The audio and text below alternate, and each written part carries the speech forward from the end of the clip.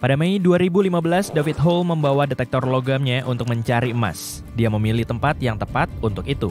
Maryborough, dekat Melbourne, Australia, adalah lokasi utama di wilayah selatan bumi ini selama perburuan emas di abad ke-19.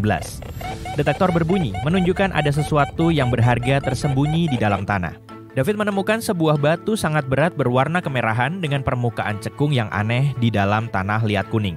Ternyata penemuan itu memang tak ternilai harganya, tapi hanya untuk ilmu pengetahuan. David membawa pulang batu itu, berharap bisa membukanya dan menemukan bongkahan emas di dalamnya. Dia mencoba gergaji batu, gerinda, dan bor, lalu menaruh batu itu di cairan asam. Tak satu pun yang berhasil, bahkan palu godam pun tidak mempan. Beberapa tahun kemudian, dia memutuskan membawanya ke Museum Melbourne untuk mencari tahu apa sebenarnya batu itu. Ternyata itu adalah sebuah meteorit dan sangat langka. Ahli geologi yang bekerja di museum itu sangat senang, karena setelah bertahun-tahun mengamati ribuan batu yang dikira meteorit, dia akhirnya mendapatkan yang asli. Asal-usulnya yang dari luar angkasa menjelaskan kenapa batu tersebut sangat berat. Batu itu mengandung besi dan nikel yang padat, dan itu sangat berat. Permukaannya yang cekung itu terbentuk karena meteorit mulai meleleh saat menembus atmosfer bumi. Para ilmuwan menamai meteorit tersebut Maryborough, sesuai tempat ditemukannya, dan menggunakan gergaji berlian untuk mempelajarinya dengan lebih baik. Mereka mengiris sedikit batu antariksa itu dan melihat beberapa tetesan kecil mineral logam yang mengkristal di dalamnya. Mineral-mineral tersebut terbentuk pada masa awal pembentukan tata surya. Artinya, tamu luar angkasa itu berusia sekitar 4,6 miliar tahun.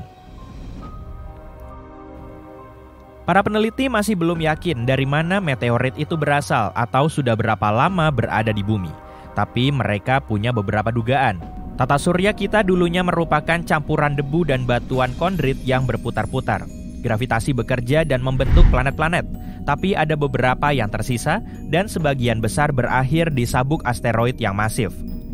Meteorit Maryborough kemungkinan besar menyimpang dari sabuk asteroid di antara Mars dan Jupiter. Meteorit ini terlempar keluar dari sana akibat tabrakan dengan asteroid, dan suatu hari meteorit ini akhirnya menabrak bumi. Penanggalan karbon menunjukkan bahwa batu angkasa ini telah berada di bumi sekitar 100 sampai 1000 tahun. Ada penampakan meteor pada abad ke-19 yang bisa menyamai waktu masuknya meteor tersebut. Para ilmuwan mengatakan meteorit Maryborough bahkan lebih langka daripada emas.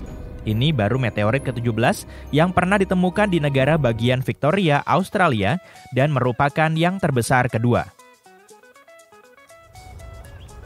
Pada tahun 80-an, David Mazurek dari Michigan membeli sebuah lahan pertanian tidak jauh dari Mount Pleasant. Properti baru itu datang dengan bonus aneh, sebuah batu besar yang membuat pintu lumbung selalu terbuka.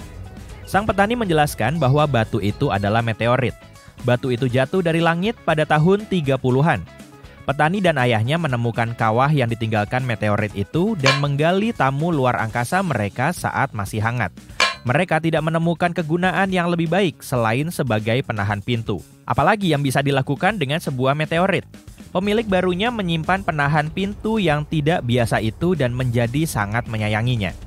Ketika pindah ke rumah baru, dia membawa batu itu dan menggunakannya untuk tujuan yang sama selama 30 tahun. Kadang David membiarkan anak-anaknya membawanya ke sekolah. Mereka pasti dapat nilai A untuk mata pelajaran fisika dan astronomi. Kemudian dia mendengar penduduk Michigan lainnya menemukan dan menjual potongan meteorit dengan harga mahal. Karena potongan meteoritnya seberat 10 kg, dia memutuskan untuk membawanya ke Central Michigan University untuk mencari tahu nilainya. Seorang profesor geologi setempat mulai bosan dengan permintaan serupa karena selama sekitar 18 tahun ia harus menjelaskan kepada orang-orang bahwa batu yang mereka bawa bukanlah meteorit. Tapi kali ini dia merasa itu meteorit asli. Dia menguji batu itu dan memastikan itu adalah meteorit yang tersusun dari besi dan nikel. Ternyata meteorit itu adalah temuan terbesar ke-6 yang tercatat dari jenis ini di Michigan dan spesimen paling berharga yang pernah dia tangani. Mereka mengirim potongan untuk verifikasi lebih lanjut ke Smithsonian Institution di Washington DC. Dan tak lama kemudian hasilnya pun dirilis. Ternyata meteorit itu adalah bagian dari awal tata surya. Smithsonian dan sebuah museum di Maine menawarkan harga tinggi untuk batu antariksa tersebut. Mazurek memutuskan untuk menjual meteoritnya ke Abrams Planetarium di Michigan State University dengan harga $75.000. Dia dengan murah hati membagikan 10% dari uang tersebut kepada jurusan ilmu bumi dan atmosfer di Central University, Michigan, tempat memeriksa keaslian batu tersebut. Semoga sisa uangnya cukup untuk membeli penahan pintu yang baru.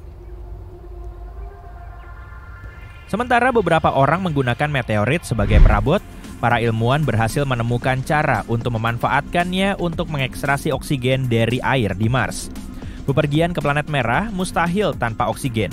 Kita membutuhkannya untuk bernapas dan sebagai bahan bakar roket untuk perjalanan kembali ke bumi. Robot baru yang disebut AI Chemist ini memburu senyawa yang dapat memulai reaksi kimia di Mars untuk menghasilkan oksigen. Senyawa ini dibuat dari unsur-unsur yang ditemukan di meteorit Mars. Planet ini hanya memiliki sisa-sisa oksigen di atmosfernya. Tapi, para ilmuwan menemukan adanya air dalam bentuk cair di bawah lapisan es selatan Mars dan lebih banyak lagi di bawah permukaannya.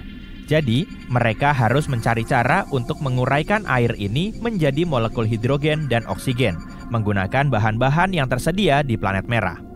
AI Chemist menganalisis 5 meteorit yang berasal dari Mars atau yang mirip dengan yang ada di permukaan Mars.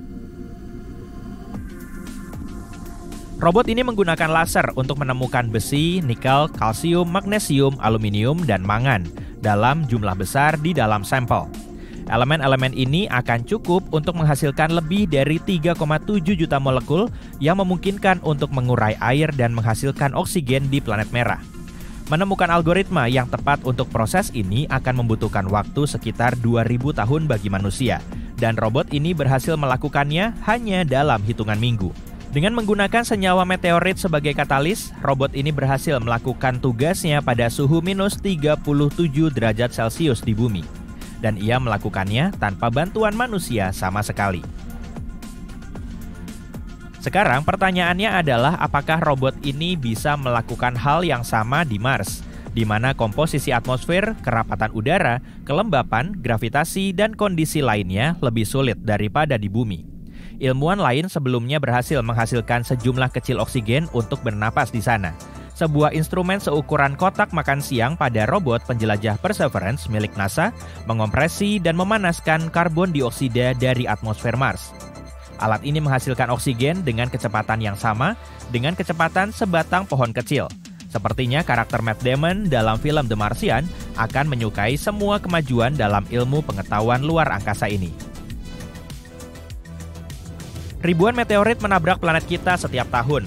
95% diantaranya diperkirakan berasal dari 2 sumber. 75% dari kerak asteroid besar, dan 20% dari mantel benda angkasa yang lebih besar lagi, yang hancur di masa lampau. Tapi pada Mei 2020, para peneliti menemukan beberapa kepingan meteorit di gurun Sahara yang belum pernah mereka lihat sebelumnya. Meteorit-meteorit itu diberi label akondrit tanpa kelompok. Sejenis batuan yang terbentuk dari lelehan planet-planet kecil di masa-masa awal tata surya. Ini membuat penemuan tersebut sedikit lebih tua dari bumi. Tapi, tidak seperti meteorit sejenis lainnya, meteorit ini terbuat dari batu andesit yang membuatnya semakin unik. Meteorit ini bisa menjadi bukti bahwa protoplanet awal di tata surya dan banyak sekali puing-puing lainnya hancur atau bergabung membentuk planet berbatu yang kita kenal sekarang.